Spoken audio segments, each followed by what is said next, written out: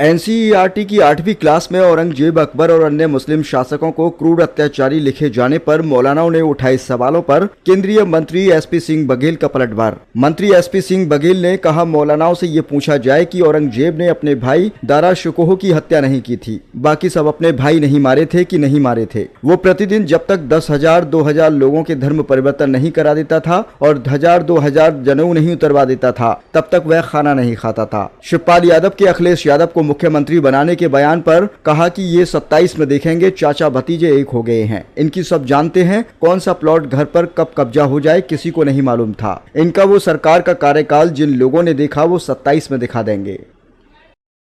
विपक्ष का बिहार के चुनाव की पूर्व संध्या पर मतदाता सूची, चुनाव आयोग, चुनाव पर्यवेक्षकों, बीएलओज, संवैधानिक संस्था पर शक करना आने वाले चुनाव में हार को कन्फेस करना है।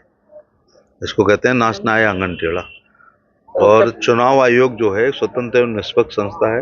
लंबा बयान हो जाएगा। इसी चुनाव आयोग और इसी ईवीएम के द्वारा सभी क्षेत्रीय दल और राष्ट्रीय दलों ने अपनी सरकारें बनाई हैं। फॉर एग्जाम्पल, मैंने एक चुनाव जीतने वाला बैलेट से लड़ा है, बाकी सब ईवीएम से लड़े हैं। तो हम ईवीएम से तो आपकी फिरोजाबाद में ही हारे हैं और सत्ता पक्ष में हारे हैं।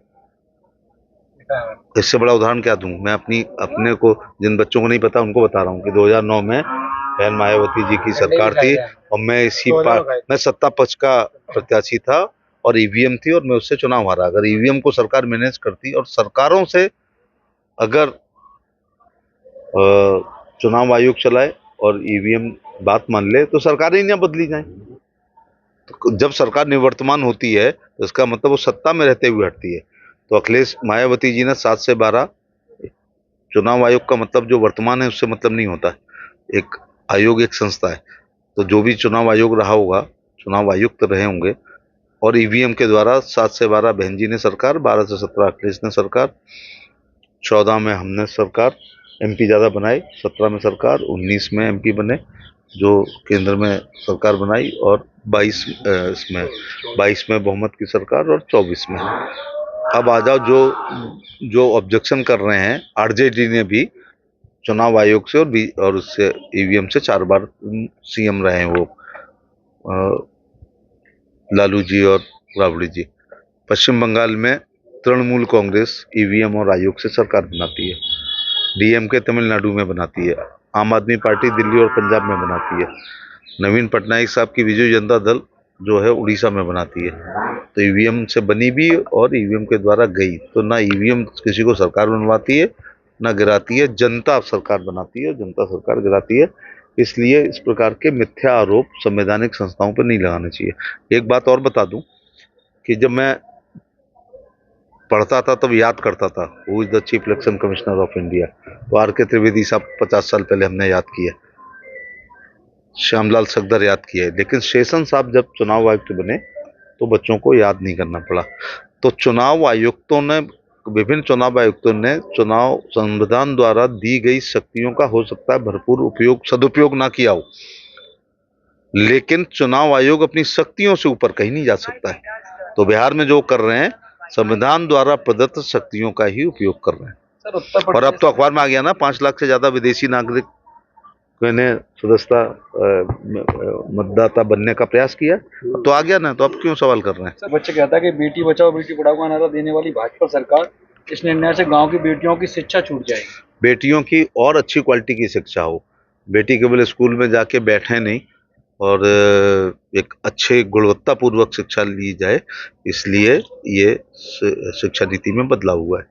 चित्रकूट में नवनिर्मित पुल उद्घाटन से पहले ही गिरने के अखिलेश यादव कहते हैं कि भाजपा का भ्रष्टाचार भरभरा कर गिर पड़ा है, कभी टंकी कभी पुल।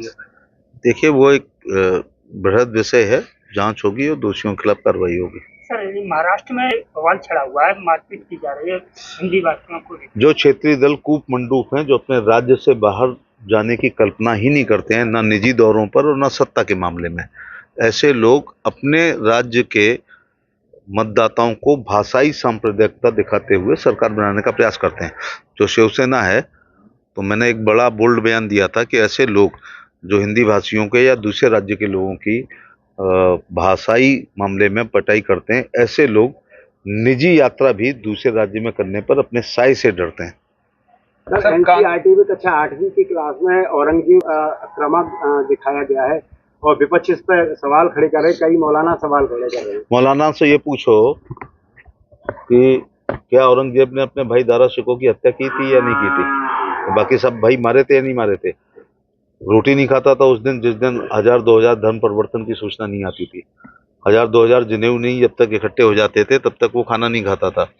तलवार के दम पर उसने, और संभाजी महाराज की हत्या जिस निर्दयता के साथ की है, इसको कोई भूल सकता है क्या?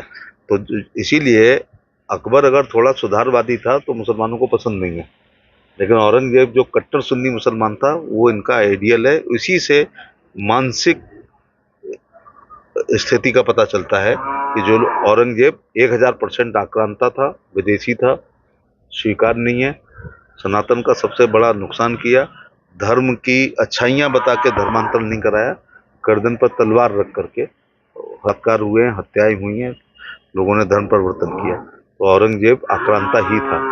सर इस समय कांवड़ यात्रा मुरादाबाद में कांवड़ रूट पर हिंदू सावधान के पोस्टर लगाए गए हैं सरकार। देखिए, कांवड़ यात्रा एक बहुत ही सतयुग, द्वापर, त्रेता, कलयुग, 4 युगों की है। Kashi is the oldest civilisation of the world.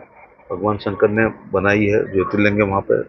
Kanwar यात्रा केवल 12 ज्योतिर्लिंग पर नहीं होती है, जो स्वयंभू हमारे तमाम शंकर भगवान हैं।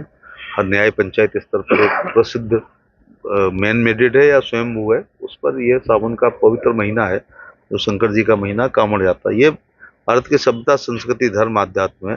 तो ऐसे पोस्टर ये प्रिकॉशन है। Prevention is always better than cure. तो किसी धर्म विशेष के लोग छद्म नाम रख करके और केवल दुकानदारी चलाने के लिए दुकान रखते हैं, तो ये नहीं है। उनको उजग्गर लिखना चाहिए, जिसकी इच्छा वो सौदा खरीदे, नहीं तो नहीं खरीदे। सर कांग्रेस कहा कि अमेरिका राष्ट्रपति ट्रंप बार बार कहते हैं कि भारत पाकिस्तान के बीच शांति बहाली और ऑपरेशन सिंदूर को रोकने का श्रेय उन्हें जाता है।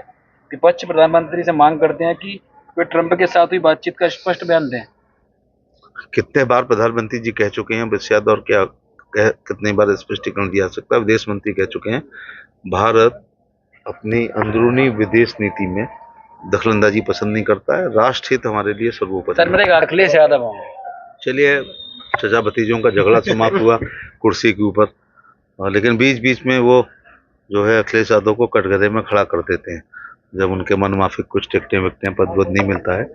अब 27 के इलेक्शन में हम याद दिलाएंगे ना कि जब चुनाव होगा कि अपनी जमीनों को देखना, कब्जा ना हो जाए, बच्चे जब तक स्कूल से नहीं आ जाएंगे, माँ दरवाजे पे खड़ी होगी, पकड़ तो नहीं हो गई, दुकानदार लौट के लेट हो जाता है तो पत्नी सोचती है थैला तो नहीं छिन गया, गोली तो नहीं लग गई। तो ये अभी वो मतदाता जिंदा हैं जिन्होंने जंगल राज को देखा है।